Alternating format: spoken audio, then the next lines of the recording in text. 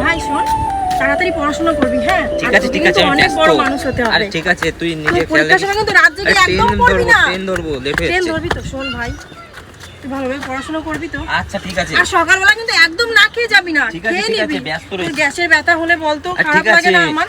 আর শোন, টাকা পয়সার চিন্তা কিন্তু একদম করবি না। ঠিক আছে, টাকাটা তাড়াতাড়ি পাঠিয়ে দিই। টাকা পাঠিয়ে দেবো। ও, আমি তো ভুলেই গেছি, তোর জন্য এই আচারটা বানিয়েছি। শোন, আচারটা খাবি আর বন্ধুদেরও দিবি কিন্তু। ঠিক আছে, বলবি ঠিক আছে। আমার দিদি বানিয়েছে। আচ্ছা হ্যাঁ? ঠিক আছে। ভাই সাবধানে থাকিস আছে, গেলাম। কিন্তু। ভাই সাবধানে থাকিস।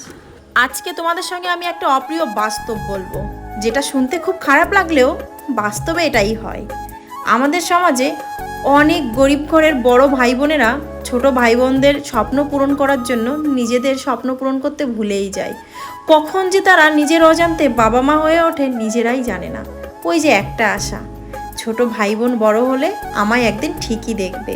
কিন্তু জানো তো, এই স্বার্থপর পৃথিবীতে না একটু স্বার্থপর না হলে চলে না, না হলে দিন শেষে দুঃখই পেতে